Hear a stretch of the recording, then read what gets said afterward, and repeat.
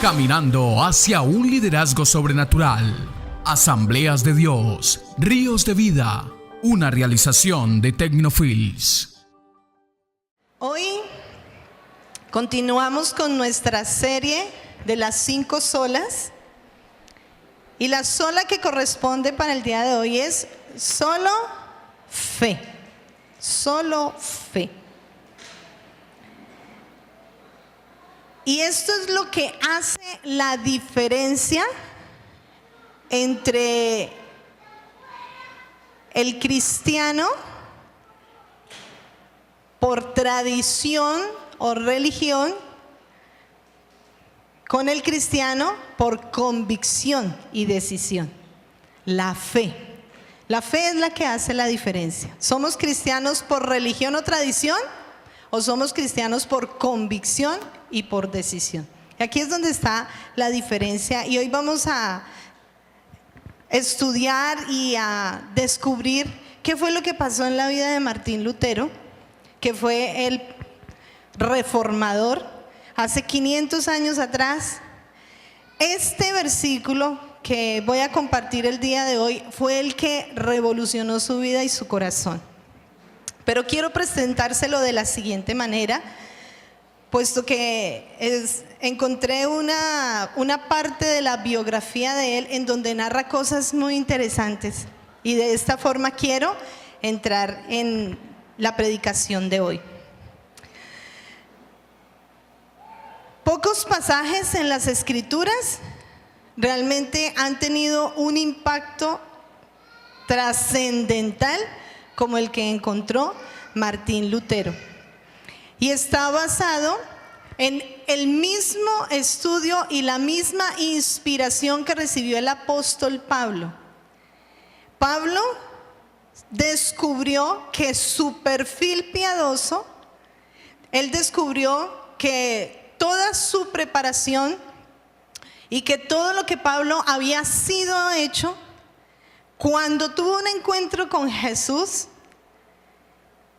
se dio cuenta que nada de lo que él era o de lo que él había conocido tenía sentido y tenía valor si no era solo poniendo su fe en Jesucristo. Y tanto fue que esto tomó parte en la vida de Pablo, que en el Antiguo Testamento, en Habacuc capítulo 2, en el versículo 4, es donde se declara una de las frases que yo sé que conocemos como iglesia y que fue la frase que movió y cambió el pensamiento de Martín. Pero antes de leer el pasaje, quiero leer el proceso que hizo Martín Lutero para llegar acá. En Alemania, en 1483, Martín Lutero ingresó al seminario, al seminario a estudiar. El joven Lutero tenía una sed de conocer a Dios y hambre de salvación. Él sintió el peso de su pecado y quería librarse de él, pero no sabía cómo. En los días de Lutero, las verdades bíblicas de salvación, como el perdón y la vida eterna por gracia a través de la fe, solo habían sido enterradas en las tradiciones del catolicismo medieval, casi igual como en el presente tiempo, en el Evangelio, olvidadas por tradiciones comunes y corrientes. Pero la única iglesia en aquellos días era la Iglesia Católica Romana, y así Lutero estudió para el sacerdocio buscando respuestas y luego entró a un monasterio a los 21 años de edad. El monasterio significó una vida de negación de sí mismo, abandono de hogar y de familia. Permanecía en vigilias en la noche, estudiando la palabra, en el día hacía muchos trabajos, ritos y obras, cantos y misas y un doloroso castigo. Cada hora de la vida de Lutero estaba regulada. Sin embargo, él escribió: si alguna vez un monje había llegado al cielo por ser monje, yo hubiese llegado allí. Pero a través de todo esto, Lutero no alcanzó ningún sentido de perdón, ningún sentido de acercarse más al Señor, ningún sentido de liberación de su culpa. Sus estudios bíblicos hablaban de un Dios celoso, iracundo y vengativo, quien se deleitaba en castigar al pecador. Sus sueños estaban rodeados por las llamas del infierno. Él no estaba enfermo ni loco. Él simplemente fue sumergido en el sistema religioso de su día. El sistema que estaba siguiendo lo condenaba porque él sabía que no estaba a la altura de los estándares. Aquello que él consideraba como su propio pecado lo atormentaba. Él preguntaba si sus obras eran suficientemente buenas y esto aún lo atormentaba más. Él se preguntaba si su contrición era suficientemente profunda y esto lo atormentaba. Él preguntaba si sus confesiones incluían cada pensamiento, palabra y obra pecaminosa y esto aún lo atormentaba. Él hizo un peregrinaje a Roma esperando encontrar paz. De ahí fue a toda iglesia y todo lugar santo para no perderse de ninguna de las indulgencias ofrecidas. Él descendió a las catacumbas donde 80,000 mártires y 26 papas yacían en nichos de piedra. Él miraba fijamente la soga con la que Judas supuestamente se ahorcó. Él fue a las santas escaleras supuestamente manchadas con la sangre de Cristo, las cuales se suponen por las que Jesús subió hacia el tribunal de Pilato y sangró después de que fuera azotado. Él comenzó arrastrándose por esas santas escaleras sobre sus rodillas, besando cada paso protegido con vidrio junto con otros peregrinos, y durante todo ese tiempo sus pensamientos estaban tambaleando. Lo que él estaba haciendo, lo hacían otros al lado de él, otros a quienes él había visto blasfemar, había visto vivir en lujuria y en pecado.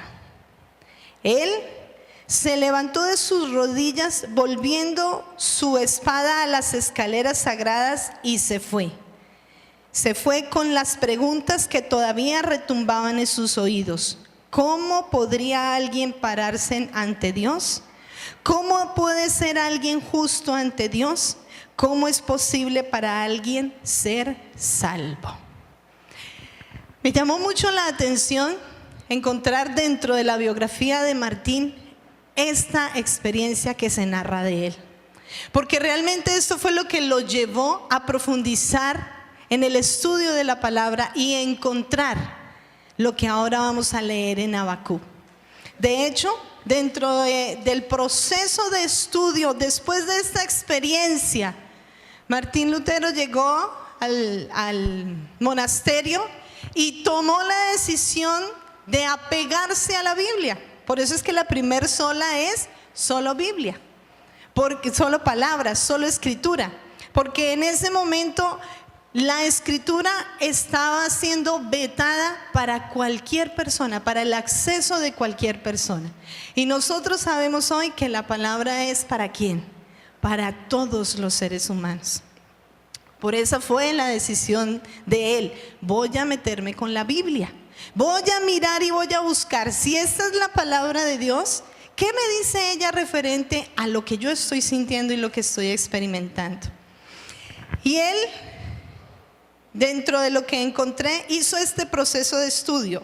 Primero vino al Salmo 22 y allí descubrió un Salvador quien literalmente sufrió toda la vergüenza y el rechazo de Dios mismo, Recordemos cómo era que Martín Lutero veía a Dios, como un Dios vengativo que castigaba. Pero aquí se encontró con Jesús, que dio su vida y que literalmente Él sufrió la vergüenza y el rechazo de Dios mismo. En ese momento Él todavía no entendía.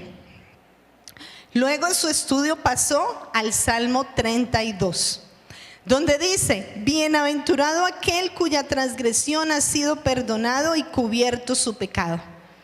Él encontró que había ya una luz. Él no estaba totalmente convencido, pero empezó a encontrar gozo en medio de estas palabras en su vida. Mientras él continuaba sus estudios, aquí fue donde ya el pasaje de Habacuc comenzó a retumbar en su mente. Porque en el versículo 4 declara, capítulo 2 de Habacuc: he aquí que aquel cuya alma no es recta se enorgullece, mas el justo por su fe vivirá. Estas fueron las palabras que empezaron a retumbar en la mente de Martín Lutero. El que es orgulloso no tiene un alma recta, pero el justo por la fe es que va a vivir. Por la fe es que va a vivir. Y cuando él empezó a estudiar esto en Habacuc, se encontró lo que Pablo dice en Romanos. Ahora vamos a pasar a Romanos capítulo 1. ¿Por qué lo digo de esta manera? Porque el proceso de estudio de Martín Lutero lo llevó a encontrar y a descubrir el verdadero sentido de la salvación, que es a través de la fe. ¿Qué es lo que estábamos viendo dentro de la biografía de él? Él hizo muchas cosas físicamente, muchos esfuerzos dentro de su humanidad, porque en ese momento se estaba vendiendo la idea de que entre más hagas y más te duelas, más te sacrifiques, más te doblegues físicamente, laceres tu cuerpo, tú vas a encontrar la salvación y vas a hallar el perdón de Dios. Pero el desafío, la crisis que tenía Martín Lutero en su interior era que nada de eso le daba la paz que él necesitaba recibir. Y cuando él entró a estudiar la palabra, empezó a ver lo que Pablo había también experimentado. Y Pablo, lo que les dije al principio, bajo un perfil muy piadoso, bajo un gran conocimiento, porque él era el defensor de la ley, el defensor de la palabra en ese momento. Cuando tuvo ese encuentro cara a cara con Jesús, el que declaró: todo eso lo tengo por basura, de nada me sirve. ¿Por qué? Porque lo único que me acerca a Dios en una verdadera convicción es la fe. Y cuando Martín empezó a hacer este proceso de estudio, vio en Habacuc y entonces se remontó al Nuevo Testamento. La palabra fe en el Antiguo Testamento usted no la va a encontrar sino solamente en el texto que acabamos de leer de Habacuc. No aparece la palabra fe, solo en Habacuc. Y en el Nuevo Testamento, Pablo hace referencia a esta frase en 3 de sus cartas: en Romanos, en Gálatas y en Hebreos. Porque hace la fuerza a que, ¿cómo se ha de recibir vida? Solamente por la fe. Y cuando él llega, Romanos capítulo 1, versículos 16 al 17, y vamos a leerlo juntos. 1, 2 y 3. Porque no me avergüenzo del evangelio, porque es poder de Dios. ¿Para qué? Salvación a todo aquel que cree, al judío primeramente y también al griego. Porque en el evangelio la justicia de Dios se revela por fe y para fe, como está escrito: mas el justo por la fe vivirá. Yo quiero que podamos ver el fondo y la trascendencia de esta palabra. Pablo se dio cuenta que el poder que había en el evangelio era a través de la fe. Por eso no había de qué avergonzarse. ¿Qué es lo que trae el pecado a nuestras vidas? Culpa y vergüenza.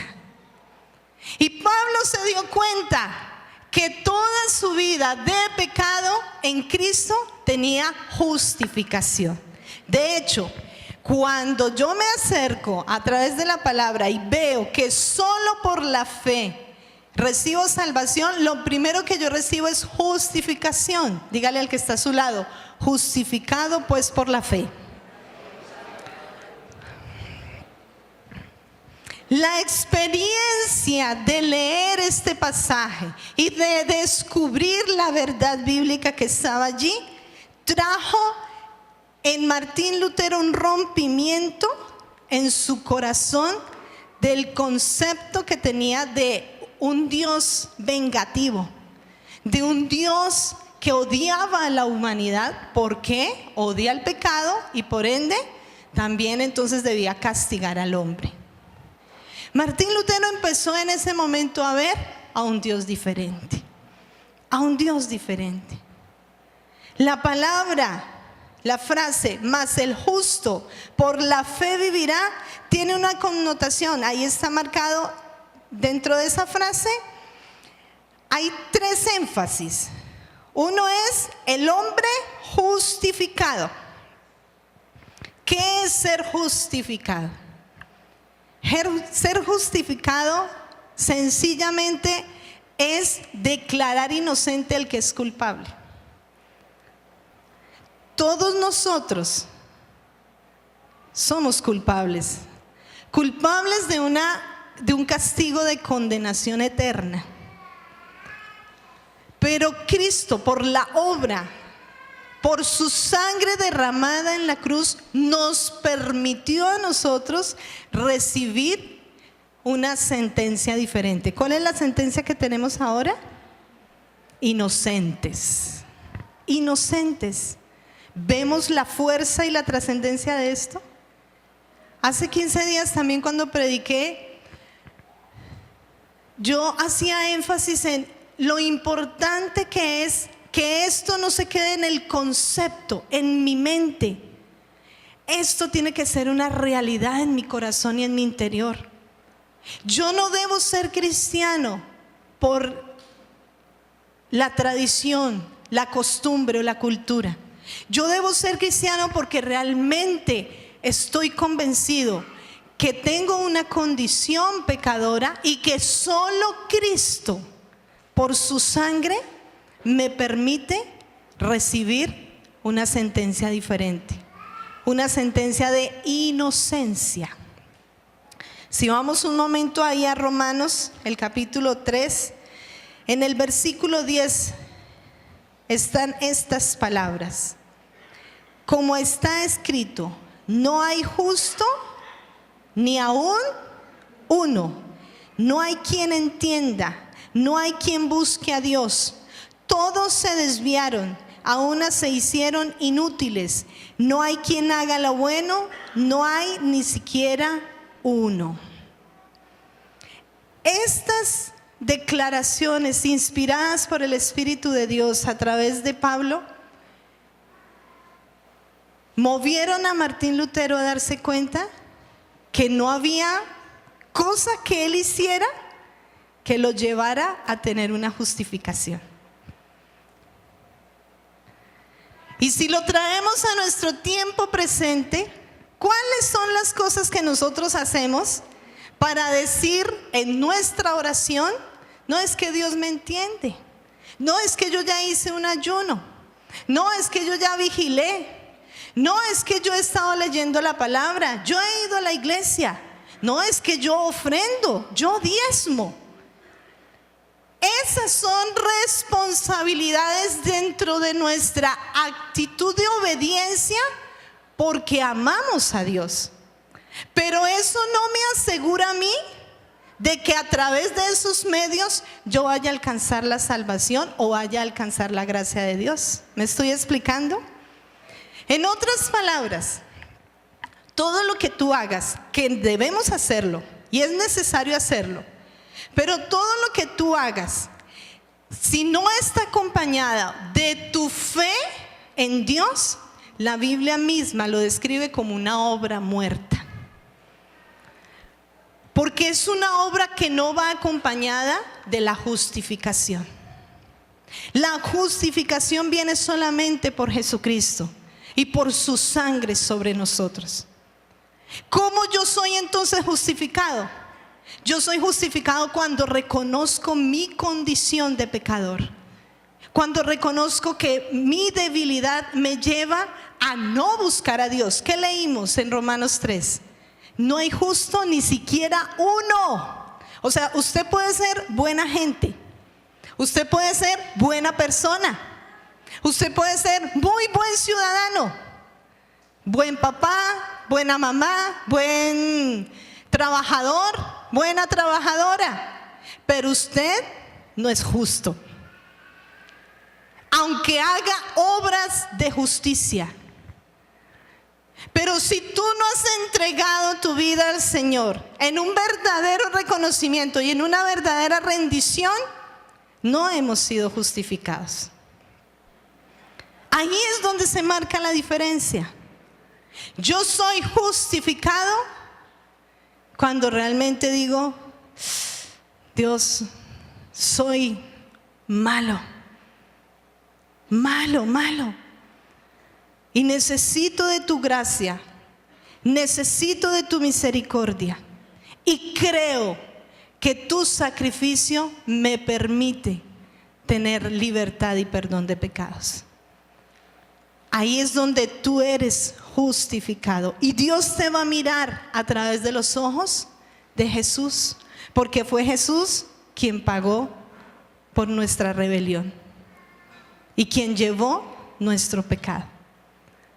Pero a veces, esto lo sabemos, pero nuestra vida de convicción dice otra cosa.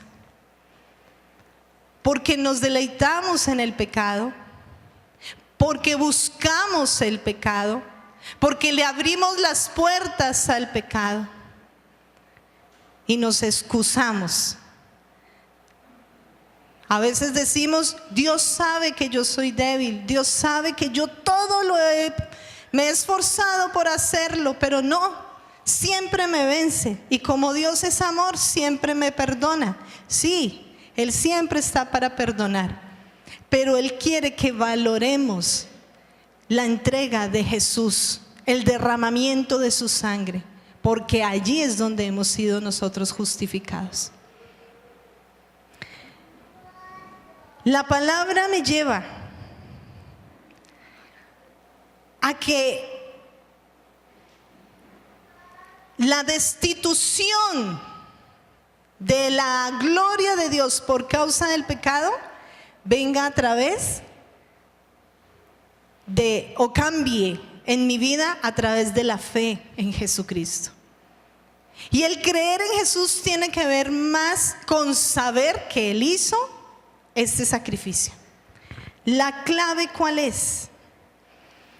Nuestra vida cristiana no es por lo que podamos hacer por Dios, sino que nuestra vida cristiana es recibir lo que Dios ya ha hecho por nosotros.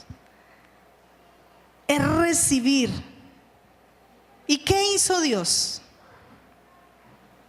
Y podemos decir muchas cosas, ¿cierto? Podemos decir, no, todo lo que Dios ha hecho, Dios es muy hermoso, Dios es maravilloso, pero vuelve y juega. ¿Cómo es tu vida?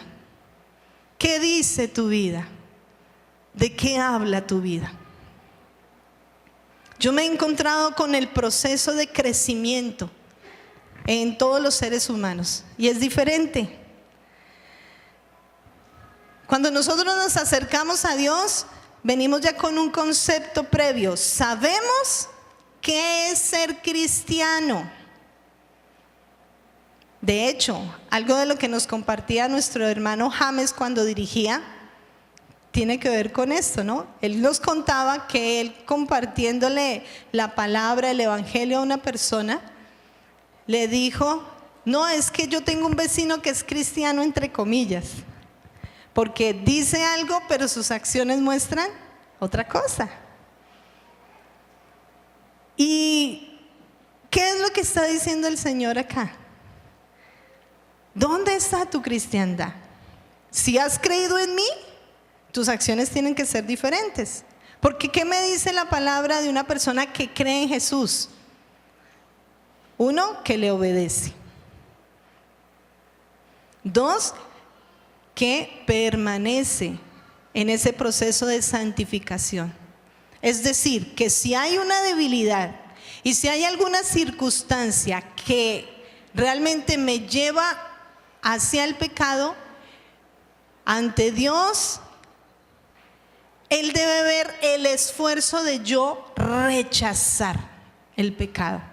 Pero si yo lo consiento, yo estoy aceptando y acolitando. Y me escudo en una idea equivocada de Dios sabe y Dios me conoce.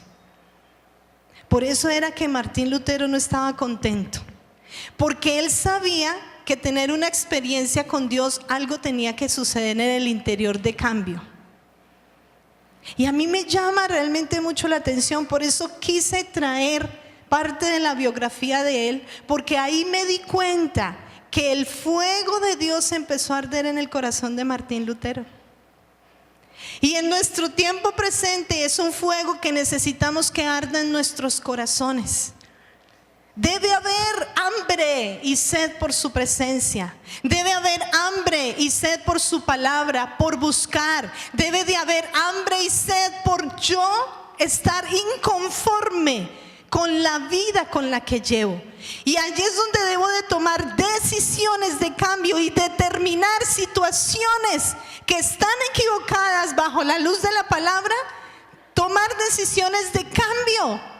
Porque allí es donde le estoy demostrando a Dios: quiero ser mejor, quiero ser diferente, quiero agradarte a ti.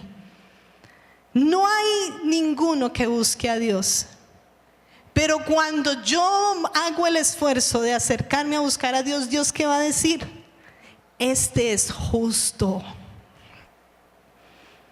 este me agrada. A este daré a conocer mis secretos. A este es que voy a publicar mis voluntades.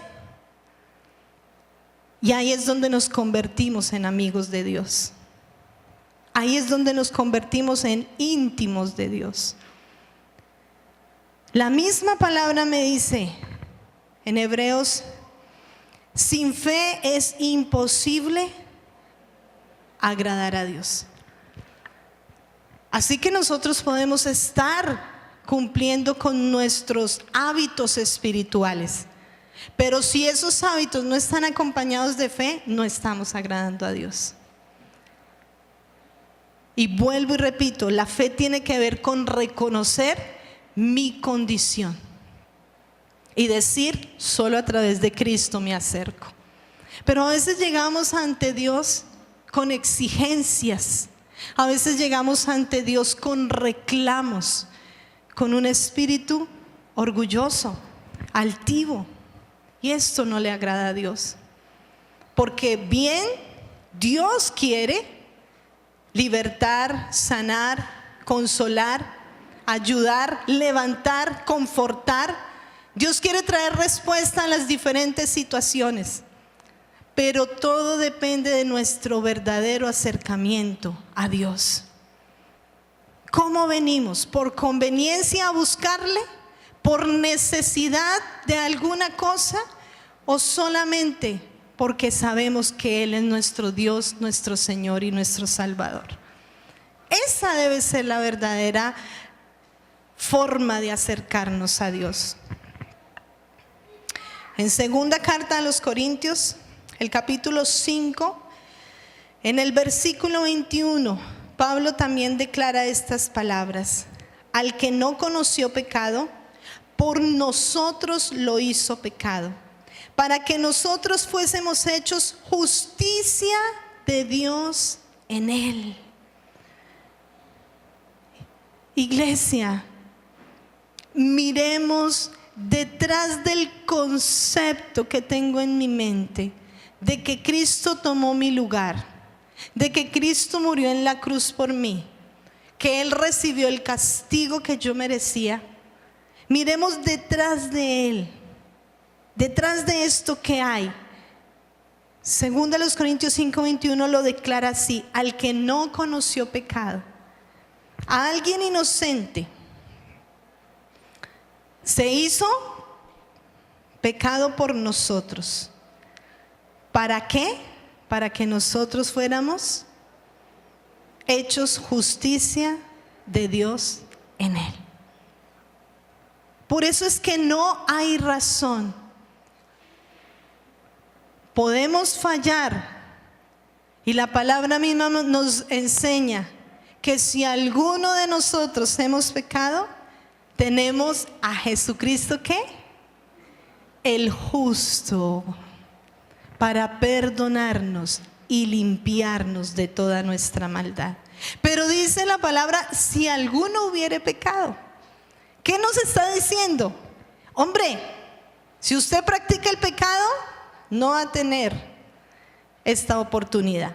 Pero si tú vas caminando y trascendiendo en tu vida, esforzándote por agradar a Dios y por vivir en fe, en la convicción de tu condición de pecado, y vives en arrepentimiento delante de Él, ahí es donde, cuando se falla, abogado tenemos a Jesucristo el justo, y su sangre nos limpia de todo pecado. Eso es lo que hace nuestro Señor. ¿No le parece hermoso? Pero a veces no vemos la esencia de esto porque nos hemos acostumbrado a pecar. Y nos hemos acostumbrado a acompañar el pecado con una acción o una obra, como diciendo, ya cumplí. Se los voy a decir de esta manera.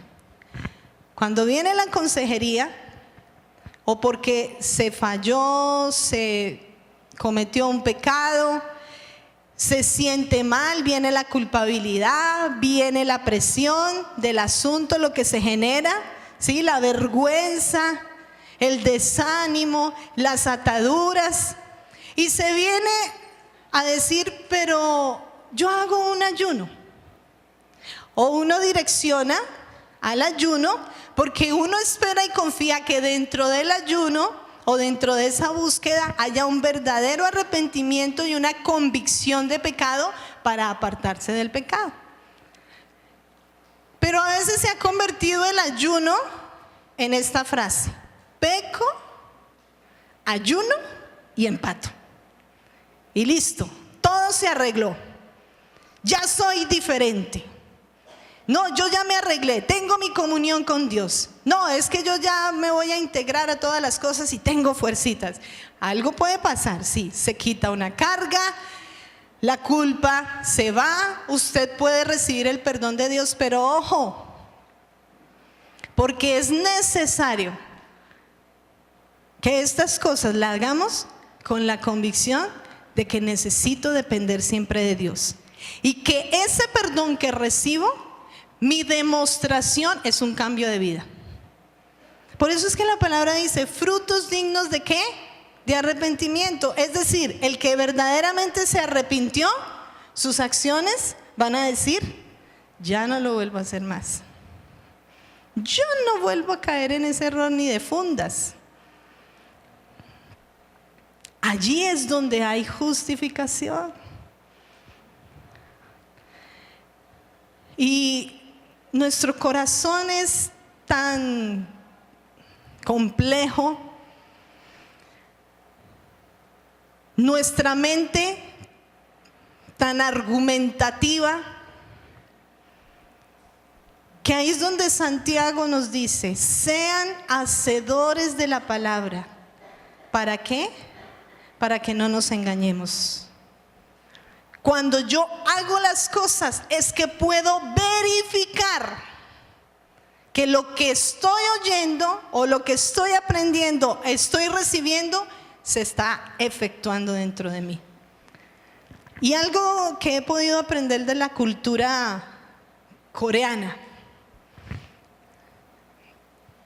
que ellos nos decían: nosotros somos muy diferentes a ustedes los occidentales en esto. Cuando usted está en un aprendizaje, en una clase, en una lección, el maestro pregunta: ¿ya usted entendió? ¿Ya aprendió? Y nosotros decimos: sí, ya. Pero el coreano dice: uno no responde esa pregunta ahí mismo. Después de una semana uno puede responderla. Y yo pregunté: ¿por qué? Digo: porque después de una semana me voy a dar cuenta que lo que yo aprendí lo puse en práctica. Entonces ahí sí puedo decir que sí, todo está entendido y todo está aprendido. Pero si nosotros decimos: sí entendí, sí aprendí porque lo recibí acá, pero si no lo hago, no, realmente no aprendí. Y a mí eso me ponía a pensar, porque realmente nosotros somos así. Decimos muchas veces: sí, yo ya sé, y sí, sabemos, pero no lo hacemos. Y el evangelio se trata ¿de qué? De que si tu fe es viva y si tu fe es real en tu corazón, tú tienes que actuar conforme a esa fe. Santiago nos habla de esto. La fe sin obras es muerta. Si tú crees en un Dios vivo, vive una vida viva y activa. Si tú crees que Dios te ha salvado, vive guardando esa salvación, porque es un regalo de Dios. Si tú crees que Dios es el que suple, confía y espera que Él suplirá en su momento y a su tiempo. Si tú crees que Dios es el que conforta, el que trae respuestas a tu vida, entonces ¿qué tienes que hacer? Seguir caminando, porque Él direcciona tu vida. Ahí es donde la palabra nos muestra a un Abraham que fue justificado por la fe. Él creyó, no por lo que él estaba viviendo, sino por lo que sabía que iba a venir. Una respuesta del cielo para salvación. Ahí es donde vemos a un Noé que vivió obedientemente, realizando una orden que en su momento era muy loca. 120 años duró construyendo el primer crucero del mundo. 120 años, él con su familia. 120 años donde la humanidad de ese tiempo escuchó el mensaje de Dios a través de Noé. Pero la Biblia, ¿qué dice? Ninguno quiso aceptar, ninguno quiso recibir, solo Noé y su familia.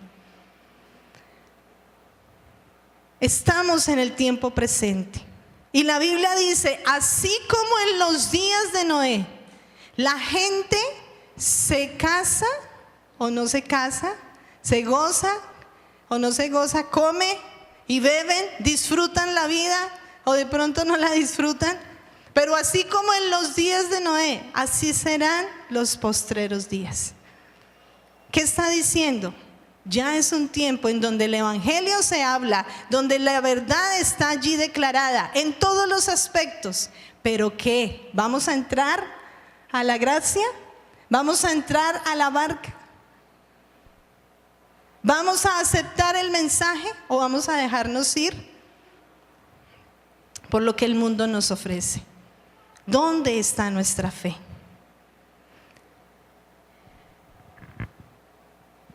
El mensaje de el justo por la fe vivirá debe ser un mensaje de un cristiano verdadero. Porque por la ley uno se guía, no. Por una lista de cosas, no. Pablo mismo en Gálatas, que es el otro evangelio donde él habla acerca de vivir por fe, nos dice que la regla del vivir cristiano no es por vista, sino por la fe. Y esa es una respuesta de gozo que debe haber en nuestras vidas. Pero a veces nosotros necesitamos ver y le pedimos muchas señales a Dios. Habacuc, cuando escribió esas palabras, él estaba angustiado en una situación difícil y él estaba perplejo, pero él estaba esperando en el Señor por una respuesta. Así que para nosotros, mire, esperar en el Señor es la fe en acción.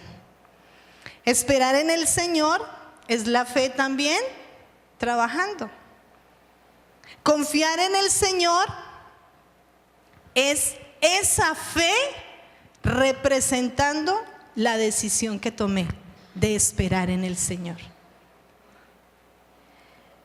Si nosotros entendemos esta palabra, cuando dice la Biblia en Isaías de que los que esperan en Jehová tendrán nuevas fuerzas, levantarán las alas como las águilas, que correrán y no se cansarán, que caminarán y no se fatigarán, es decirlo de esta manera: siempre hay un lugar de misericordia de Dios cuando esperamos en Él. Siempre va a haber un lugar de liberación en Dios cuando esperamos en Él. Siempre va a haber perdón a través de la sangre de Jesús cuando esperamos en Él. Porque siempre hay una respuesta de la palabra de Dios si esperamos en Él. Pero todo esto es a través de la fe. Así que, ¿de qué nos habla la fe hoy? ¿De qué nos habla?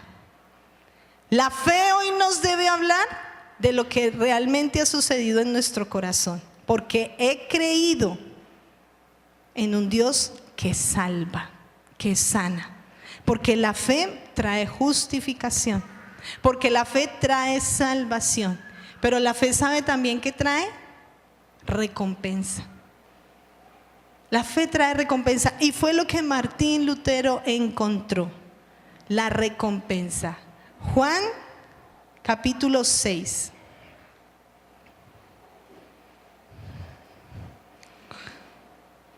Juan capítulo 6, versículo 40. La recompensa de la fe. Y esta es la voluntad del que me ha enviado, que todo aquel que ve al Hijo y cree en Él tenga vida eterna, y yo le resucitaré en el día postrero. ¿Cuál es la recompensa de que tú creas que Jesús es tu Señor y tu Salvador y que has sido justificado? Vida eterna, y que vas a ser resucitado, vas a ser levantado de la muerte. Porque ¿cuál es la diferencia? Cuando no creemos en Dios, estamos separados, condenados a una muerte eterna. Y yo pregunto, ¿cuántos de nosotros hemos pensado en la muerte? No sé. ¿O cuántos hemos pasado por una situación de riesgo en donde nos hemos visto casi a punto de morir? Y la verdad es que la muerte, este tema, o sea, a unos les causa miedo, terror, a otros ni lo nombre, ni siquiera quieren pensar en eso. Para otros es un tema de moda, incluso ahorita por la temporada. Entonces todo es oscuro, todo es feo, todo es negro, todo es muerte. Y hay cosas, o sea, la muerte es una sensación muy extraña. Yo en algún momento tuve la oportunidad de compartir por una palabra que yo recibí en donde la interpretación que yo le di en el momento fue: el Señor me está avisando que me voy a morir. En algún momento yo compartí esto, fue cuando mi esposo tuvo el accidente. En el mes de enero, en un acercamiento devocional que tuve con Dios, tuve la experiencia de algo va a pasar una tragedia. Pero yo todo lo relacioné hacia mi vida. Y eso a mí me puso a pensar. Y yo dije: ok, Señor, si tú me estás avisando de que algo va a pasar conmigo y que voy a morir, entonces voy a arreglar las cosas. Voy a organizar todo, ¿sí? Y yo empecé a esforzarme más en mantenerme en integridad delante de Dios. Y empecé a arreglar todas las cosas a mi alrededor. Entonces, si tenía deudas, no quiero tener ni una deuda. ¿Sí? Los 1,000 pesitos, los 2,000, todo, cualquier cosita chiquitica, yo decía: Señor, ayúdame. Y mantenía esforzada en arreglar cualquier situación, porque yo sentí literalmente: me voy a morir. En la casa yo no dije nada. Y una vez tuve una charla con mi hija, con Laura, y yo le dije: mami, hay cosas que nosotros hemos hablado, que hemos organizado, que con su papá, que de pronto usted no sabe y yo creo que usted debe saber. Entonces mire que nosotros tenemos esto, que si usted necesita cualquier cosa, aquí hay un documento, por aquí, por allá. Y sobre todo porque pues ustedes saben, mi esposo se apoya mucho en mí en cosas. Entonces yo empecé a enseñarle a Laura y le dije: porque si su papá llegara a necesitar, pero yo no le decía: es que yo tengo este sentir, algo va a pasarme. Bueno, yo dije dentro de mí: me voy a preparar. No sé cómo voy a hacer ese momento. Una de las cosas que antes yo decía, así me ponía yo a pensar, ¿qué tipo de muerte sería la que de pronto podría yo soportar? Y yo decía: quemada sí no, qué terrible, ahogada de pronto. Pero yo me ponía a pensar esas cosas. Yo soy así, trato de mirar para prever ciertas situaciones. Pero de verdad, nada sabemos y nada sé.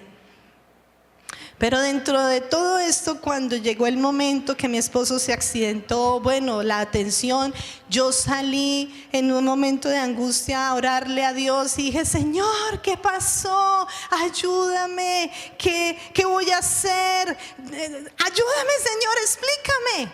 Cuando el Señor me habla y me dice: ¿por qué estás así? Si yo te avisé. Yo dije: tú me avisaste. ¡Prum! De una vez recordé esa palabra, ese momento que Dios me había dado en el mes de enero, reflejado 6 meses después en el mes de junio, la tragedia. Y yo dije: Señor, y no era yo. Y el Señor: no. Yo: ok, pero entonces, ¿qué propósito tienes? ¿Qué voy a hacer? Ese es el momento en donde yo más de frente, podríamos decir, me he sentido en una sensación de muerte.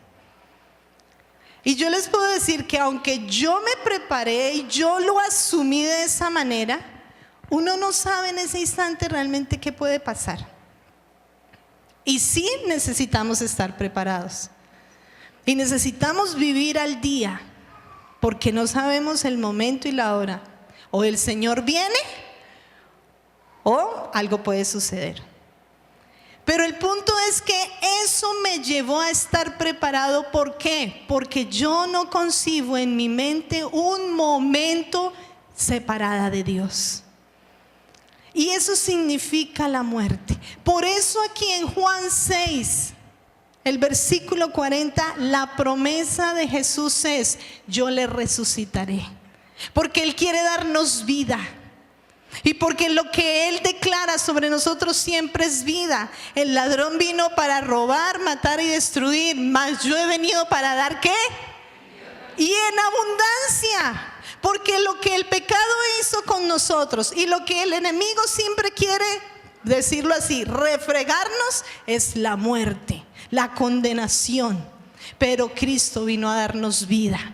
vida en abundancia. Pero todo esto tiene que consolidarse a través de la fe. Todo esto tiene que venir es a través de tu decisión, de convicción, de una vida diferente, porque Él ya lo hizo todo por nosotros. Es lo que debemos de recibir. ¿Cuál es nuestra parte? Hacer las cosas por la fe. Por la fe. La palabra nos dice, Él nos creó para buenas obras. No para que las obras que hagamos nos ayuden a salvación, sino como ya recibí la salvación y ya soy justificado, entonces hago buenas obras. El mensaje a veces se ha cambiado y el mensaje se ha trocado. Y lo que el Señor nos enseña hoy o nos recuerda hoy a través de este proceso de los 500 años de la Reforma es que ese mensaje que revolucionó el corazón de Martín Lutero es el mensaje que aún sigue vivo, revolucionando nuestras vidas y nuestros corazones, y que necesitamos entrar en ese fervor de avivar ese fuego en nuestros corazones para vivir en transformación. Eso es vivir solo por fe, solo por la gracia de Dios, porque solo Cristo es el que salva. Así que, ¿qué tipo de cristianos somos? ¿Cuál es nuestro evangelio? ¿Cuál es nuestra verdad? ¿Cuál es nuestra realidad? Aquí es donde yo te quiero invitar. Ponte sobre tus pies para que tú empieces a orar al Señor, para que tú le digas: Señor, renueva mi fe. Es necesario que renovemos nuestra fe. Es necesario. Dile: Señor, renueva mi fe. Cierra tus ojos. Cierra tus ojos. Y de hecho, yo te invito, pasa aquí al altar. Si hay alguna situación que ha opacado tu fe, si hay alguna situación que ha menguado en tu vida, tu fe en el Señor, dile: Dios, fortaléceme, aumenta mi fe, renueva mi fe. Déjame verte realmente con el fuego, con la devoción, con la pasión. Acércate. Así es, levanta tus manos. Hoy estuvimos conociendo una canción nueva. Y es una canción que nos ayuda a interiorizar este mensaje. Porque necesitamos eso. Lo necesitamos. Con tus manos en alto, con tus manos en tu corazón, dile: Señor, ayúdame a creer, ayúdame a vivir mi evangelio, mi cristiandad a través de la fe, porque por la fe el justo vivirá. El justo vivirá por la fe. No son por tantas obras que tú hagas. Es decir, el mensaje verdadero es que las obras que tú haces deben ser respuesta, o deben ser la forma en que tú expreses en lo que tú realmente has creído, en un Dios que ha perdonado, en un Dios que ha libertado tu vida, en un Dios que ha traído cambio, en un Dios que ha traído renovación. Ese es el verdadero evangelio. Si has vivido una vida esclavo del pecado, hoy puedes tomar esa decisión de decir: reconozco mi error, reconozco mi falta, reconozco mis pecados, y hoy vengo por la fe a recibir la oportunidad de salvación que viene a través de Jesucristo. Si tú no has recibido al Señor, dile: quiero recibirte, Jesús. Quiero creer en ti. Necesito ese toque sobre mi vida. Necesito ese toque sobre nosotros. Por favor, levanta tus manos. Dile: ayuda a mi incredulidad, Señor. A veces ha sido difícil. Nos hemos cansado en el caminar. Hay muchas cosas que han apagado nuestra fe. Hay muchas cosas que nos han cegado y no podemos ver a Dios. Pero hoy venimos a decirte: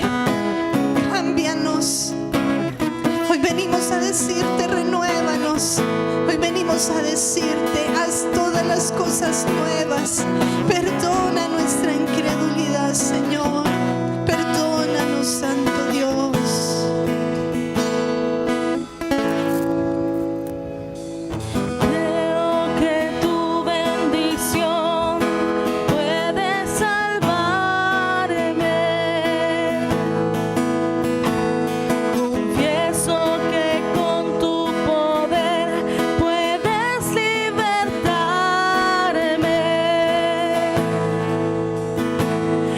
Así como aquella mujer que tu manto tocó, virtud salió de ti, ella sanó.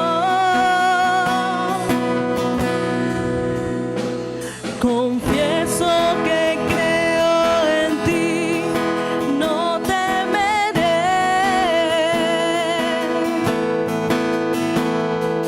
Quiero que obres en mí, aumenta mi fe.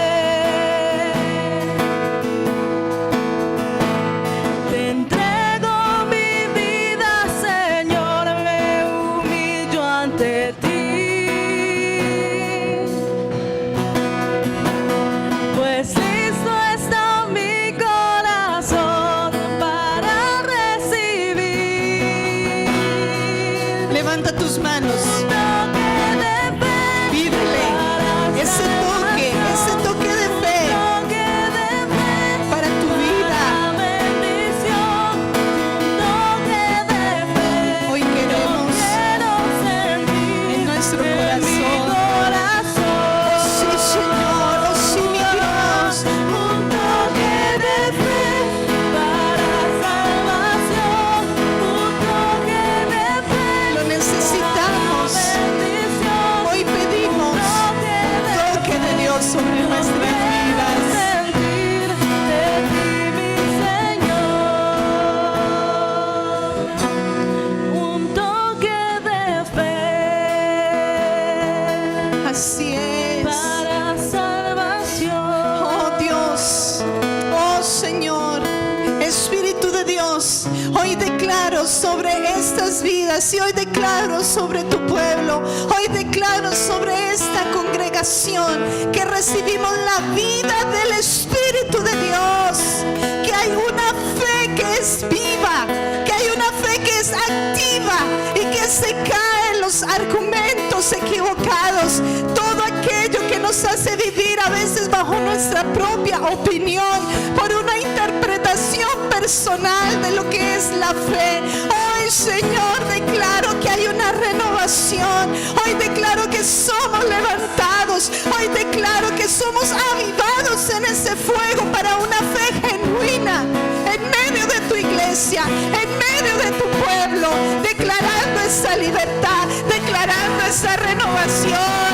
Así es, somos levantados en una fe genuina, somos levantados en una fe activa, porque solo por la fe en Jesucristo es que recibimos salvación, justificación, una vida eterna, gozo y alegría. Así es. Un toque de fe para bendición, un toque de fe yo quiero sentir en mi corazón. Un toque de fe para salvación. Caminando hacia un liderazgo sobrenatural. Asambleas de Dios, Ríos de Vida, una realización de Tecnofilms.